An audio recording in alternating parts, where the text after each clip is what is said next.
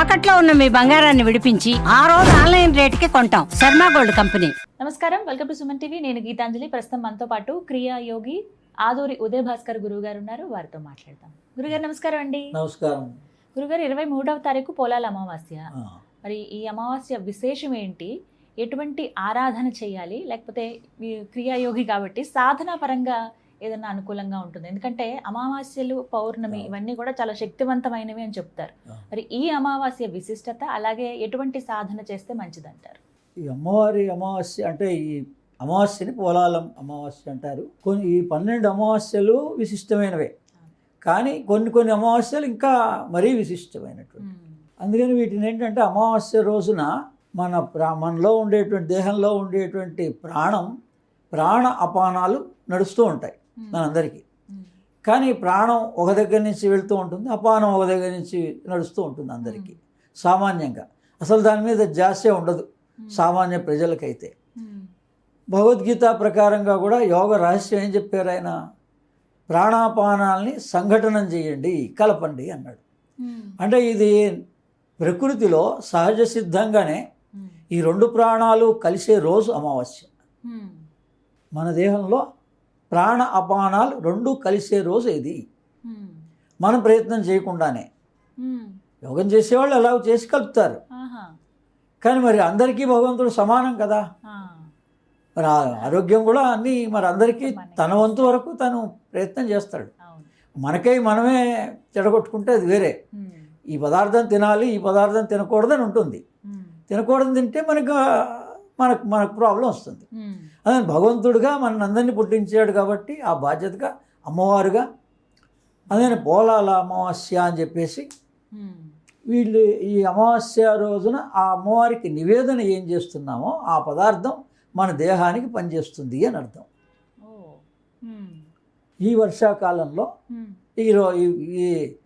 ఈ రోగాలు అవి ఎక్కువగా వస్తూ ఉంటాయి. ఇవి రాకుండా ఉండడం కోసం గ్రామ దేవతలు వాళ్ళంతా, ఈ పేర్లన్నీ కూడా గ్రామ దేవతలవి. అదే మన గ్రామాన్ని కాపాడుతుంది, మన ఆరోగ్యాన్ని కాపాడుతుంది.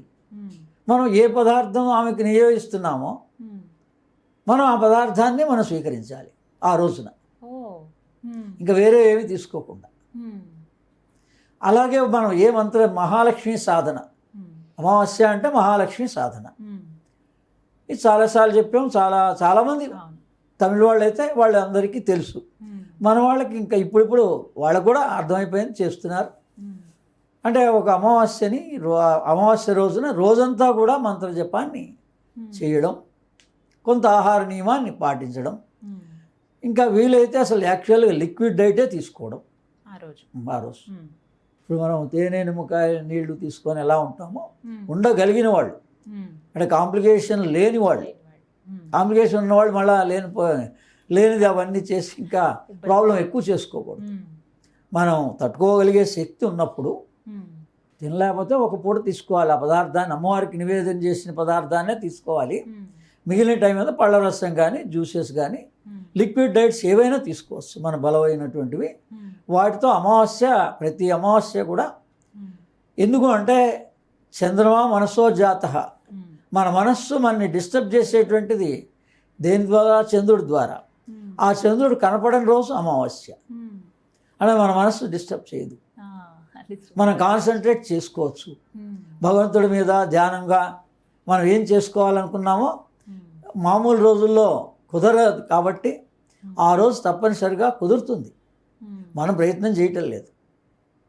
అందుకని ఏ భగవత్ సాధనకైనా, లక్ష్మీ సాధనకి అమావాస్య మంచి రోజు. మహాలక్ష్మి అయితే ఓం శ్రీం హ్రీం శ్రీం కమలే కమలాలయే ప్రసీద ప్రసీద శ్రీం హ్రీం శ్రీం ఓం మహాలక్ష్మీ నమః అని మహాలక్ష్మి మంత్రాన్ని కూడా నేను చాలాసార్లు ఇవ్వడం జరిగింది.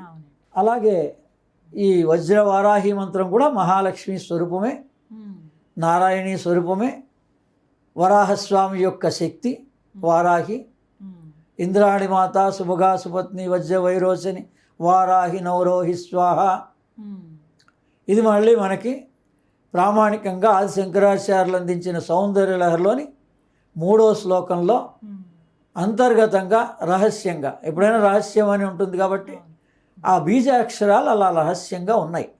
వాటిని ఋషులు దర్శించి ఒక నామరూపంగా మనకి మళ్ళీ సంపూర్ణ మంత్రంగా మనకి అందజేశారు. అదే అమ్మవారిని ఆ రోజున మనం ఈ సౌందర్య లహరిలో 100 శ్లోకాలు ఉంటాయి. అమ్మవారిని ఉపాసన అంటే ఇంకా దానికన్నా మించింది లేదు. అంటే శాస్త్రీయంగా పేరు ఏదన్నా పెట్టండి మీరు. అందుకని ఆ అమ్మవారిని అందులో కూడా ఆ ఉపాసనా బలంతో ఒక్కొక్కళ్ళకి 3 శ్లోకాలు 4 శ్లోకాలు దర్శనమిచ్చాయి. ఎకిరాల కృష్ణమాచారి గారు ఈ రహస్యాన్ని 3 శ్లోకాల్లో ఆయన అందించారు. మొట్టమొదట 3వ శ్లోకం, రెండవది 15వ శ్లోకం, తర్వాత 1వ శ్లోకం. మరి వరుసక్రమం ఎలా ఉందో చూడండి. 3, 15, 1. యోగ రహస్యం ఏంటి అంటే 3 అంటే బాలమంత్రం. అమ్మవారిని మొట్టమొదట మనం ఒకేసారి పెద్ద దేవతా స్వరూపంగా ఆరాధించకూడదు, చిన్నపిల్లగా ఆరాధించాలి. మన దర్శనం కూడా అమ్మవారి కళ్ళలో బాలా స్వరూపంగా దర్శనమిస్తుంది. అలా 3వ శ్లోకం, 3 అంటే ఆ నంబర్ బాలా మంత్రంగా కూడా మనకి అమ్మవారు సూచన చేస్తోంది. 3 తర్వాత 15వ శ్లోకం అన్నారు ఆయన. శరజ్యోత్స్న అని పేరేదున్నా శ్లోకం ఏదున్నా ఆ నంబర్లో మనం విశేషార్థాన్ని పట్టుకోవచ్చు. 15 అంటే పంచదశి. ముందు ఒక గురువు దగ్గర బాలామంత్ర దీక్ష తీసుకున్నాక, నారాయణ మంత్రం తీసుకున్నాక, అలా ఓం నమ శివాయ, ఇలా సుబ్రహ్మణ్య స్వామి మంత్రం, ఇలా 3 రకాల మంత్రాలు తీసుకొని ఒక్కొక్కటి ఒక్కో చక్రాన్ని పడుకొస్తాయండి. ఈ మంత్రాలన్నీ కూడా విశేషంగా. ఎందుకంటే ఇన్ని మంత్రాలు ఎందుకు, మాకు ఒకటే మంత్రం చాలు కదా అంటారు. అలా కుదరదు. సీజన్స్ ఎలా ఉన్నాయో, ఋతువులు ఎలా ఉన్నాయో అలా మనం ఓ 3 గురువుల ద్వారా కూడా తీసుకోవచ్చు. లేదా ఒకే గురువు కూడా అంత పర్ఫెక్ట్గా మనకు గనక ఆ చక్రాలని గురించిన వివరము, దాని రెక్టిఫికేషన్ కూడా చేయ సమర్థులైతే ఒకే గురువు ద్వారా తీసుకోవచ్చు. అదే ఇలా 3వ శ్లోకము, 15వ శ్లోకం. 15 అంటే పంచదశి, దాని అంతరార్థం. మామూలుగా అందులో ఏం బీజాక్షరం ఉందో ఆ బీజాక్షరాన్ని మనం పాటించవచ్చు. దాని తర్వాత మళ్ళీ 1వ శ్లోకం రావాలి. 3, 15, 1. అదే సౌందర్య లహరిలో మామూలు శాస్త్ర ప్రామాణికంగా ప్రతిదీ కూడా మంత్రమే కదా, ఆ శ్లోకం మంత్రం.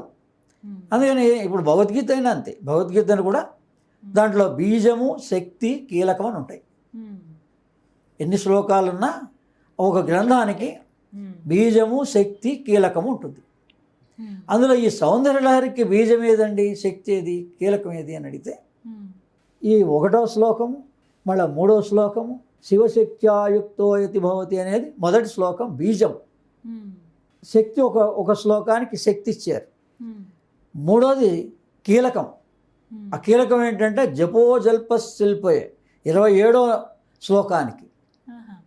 అలా 1, 8, 27 ఈ రకమైనది దర్శనం. కొంత మామూలుగా మనం పరిశోధించి అమ్మవారి ఉపాసన చేస్తే ఆమె ఆ రహస్యాలను తెలుపుతుందన్నమాట. అలా ఇంకొక 3 శ్లోకాల జంట ఉంది. ఈ రహస్యాన్ని 33వ శ్లోకంలో మొట్టమొదట మహాలక్ష్మి మంత్రం గురించి చాలామందికి 33వ శ్లోకంలో క్లీం హ్రీం శ్రీం అని ఆ మంత్ర బీజాక్షరాలు ఉంటాయి అందులో. ఈ 3 బీజాక్షరాల యొక్క రహస్యం కూడా క్లీం అనే మొదటి బీజాక్షరం మొదటి శ్లోకంలో ఉంది. 2వ శ్లోకంలో హ్రీం బీజాక్షరం ఉంది. 3వ శ్లోకంలో శ్రీం బీజాక్షరం ఉంది. 3 ఉన్నాయి కదా. ఈ 3 కలిపి 33. 1, 2, 3 కలిపి 33 మళ్ళీ. అప్పుడు సంపూర్ణంగా అమ్మవారి దర్శన ప్రాప్తి కలుగుతుంది. అంటే ఇవన్నీ 3 ఏంటంటే మన స్థూల దేహానికి సంబంధించింది ఒకటి, సూక్ష్మదేహానికి సంబంధించింది ఒకటి, కారణదేహానికి సంబంధించింది ఒకటి. ఈ 3 3 అందుకని ఒక్కొక్కసారి ఒక్కొక్క నవరాత్రులలో మనం ఒక్కొక్క బీజాక్షరాన్ని, ఒక్కొక్క శ్లోకాన్ని ఈ రకంగా అమ్మవారి యొక్క అనుగ్రహంతో సౌందర్య లహరిని అందరూ ఉపయోగించుకోవచ్చు.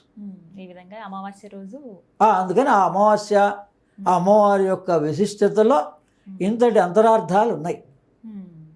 ఆ రోజున ఈ విధంగా చేస్తే ఈ విధంగా మనం సాధన చేసుకొని ఎవరైనా అండి సాధన? ఎవరైనా వయసుతో సంబంధం ఏ లేదు. వయసుతో ఏం సంబంధం లేదు, ఎవరైనా మహాలక్ష్మి సాధన ఎవరైనా. మరి ఉమ్, మన నారాయణ ప్రత్యక్ష నారాయణ సూర్య భగవానుడు, ఉమ్, మరి సూర్యనారాయణుడు అందరికీ యావత్ ప్రపంచానికి కూడా ఇది విజ్ఞానం. ఉమ్, అందుకని మనం దాన్ని జ్ఞానంగా యోగంగా ధ్యానంగా చేసినప్పుడు ఉమ్. మనకి ఈ నియమాలు అంతగా మనం పాటించుకోవాల్సిన అవసరం ఉండదు. ఈ సాధన వల్ల మనం ఏం పొందవచ్చు అని అడుగుతూ ఉంటారు. అమావాస్య రోజు మహాలక్ష్మి అమ్మవారి సాధన ఇప్పుడు మీరు చెప్పిన విధంగా ఆ. చేస్తే ఏం పొందుకుంటాము అని అంటే? ఒక రోజే కాదు కదా మహాలక్ష్మి సాధన అంటే, ఒక 2 రోజుల ముందు 2 రోజుల తర్వాత చేస్తారు, లేదా ఆ రోజు నుంచి ఆరంభం చేసి ఉమ్, ఒక 5 రోజులు కానీ 5 రోజులు. 3 రోజులు కానీ 5 రోజులు కానీ 9 రోజులు కానీ ఉమ్, ఇలా ఏంటంటే మన బాడీ డీటాక్సిఫికేషన్. యాక్చువల్లీ ఉమ్, సైంటిఫికల్గా మనం చెప్పాలంటే, మనం ఏ అనారోగ్యం వచ్చినా లంకనం ఎలా చేస్తామో, జ్వరం తగ్గాలంటే లంకనం ఎలా చేస్తామో, ఉమ్, ఆహారాన్ని మానేయడం. ఉమ్, అలానే ఇప్పుడు హాస్పిటలైజ్డ్ అయినాము, ఉమ్. మన ఐసీయూలో పెట్టారు, మనకి ఘన పదార్థాలే పెట్టరు కదా, అవును. లిక్విడ్ ఘన డైట్స్ పదార్థాలు. ఇస్తున్నారు కదా, మనకు కనబడుతోంది కదా డైరెక్ట్గా. ఉమ్, మరి అదేదో అక్కడ దాకా పోకుండా మన ఇంట్లో ఉన్నప్పుడే ఆ పళ్ళ రసాలు తీసుకొని ఓ రోజు అమ్మవారి పేరు చెప్పి, అందుకని ఇది అమావాస్య పౌర్ణమి మన దేహాన్ని శుద్ధిపరచుకోవడం కోసం, ఉమ్, మన రోగాల నివారణ కోసమని, మన తలనొప్పులన్నీ పోవడం కోసం, మనకు కావాల్సిన ఉమ్, సంపదకు కావాల్సిన ఆలోచన విధానంలో మార్పు రావడం కోసం. ఉమ్. ఈ ఇప్పుడు విధంగా మనం ఒక సాధన ఆలోచన వల్లనే ఉమ్, మనం నష్టపోయినామంటే ఎవరి వల్ల? మన ఆలోచన విధానమే. ఉమ్, 10 మంది చెప్తుంటారు ఇక్కడ ఇందులో ఈ వ్యాపారంలో పెట్టద్దు, లేకపోతే ఇలా చేయొద్దు అని. మనం ఏదో మనం మాట వినకుండా మన సొంతంగా మన అహంకారంతో మనం చేస్తాం. మన నిర్ణయం. అందుకని ఈ నష్టం కానీ కష్టం కానీ ఈ సుఖం కానీ ఇవన్నీ దేని మీద ఆధారపడి ఉన్నాయి? మనస్సు మీద. ఉమ్, అందుకని ఆ మనస్సు మనకి అనుకూలంగా ఉండే రోజు అమావాస్య. ఉమ్, అందుకని ఆ రోజు సాధన చేస్తే, మనం శరీరం దృష్టితో చేస్తే శరీరం బాగుపడుతుంది. ఉమ్, మీరు మనస్సు దృష్టితోటే చేస్తే మనకు కావాల్సిన, ఇప్పుడు మన లక్ష్మి సంపద, మన సంపదలు అంటే అన్ని రకాల సంపదలు, ఉమ్, కేవలం ధనమే కాదు, ఉమ్, వస్తువులు కావచ్చు, మనకు కావాల్సినవి, కోరికలు కావచ్చు, అన్ని రకాలవి. మనం ఇంకా ఏ ఇబ్బంది పడకుండా ప్రతీ నెల ఇలా సాధన చేసుకుంటూ వెళ్తే ఉమ్, మన జీవితంలో నష్టపోం ఎక్కడా కూడా. ఉమ్. చాలా మనకున్న ఆదాయం మనకుంటే మనందరం కోటీశ్వరులమే. అవును. ఉమ్, మనం చాలా కష్టపడ్డాం, ఉమ్, ఎవరి ఉద్యోగాల్లో ఏదో ప్రయత్నాలు చేశారు. ఉమ్, ఈ కాలంలో ఒకప్పుడు లక్షలు కానీ ఇప్పుడు ₹1,00,00,000 వరకు అయితే అందరూ సంపాదించుకున్నారు. అవును. కానీ నష్టమే చాలా వరకు ఆరోగ్యరీత్యా కానీ వేరే రకంగా జరుగుతోంది. అందుకని మనం ఈ అమ్మవారిని కనుక ఈ రకంగా ఎక్కడో అక్కడ నమ్మి ఏదో ఒక అమావాస్యకి ఈ రకంగా మహాలక్ష్మి సాధనలో ఏదో పేరు ఏదన్నా ఉండండి, మనం ఇలా సాధన చేసుకుంటూ పోతే అది మనకే మంచిది, మన కుటుంబానికి మంచిది. చాలా చక్కగా వివరించారు గురువుగారు. ధన్యవాదాలండి.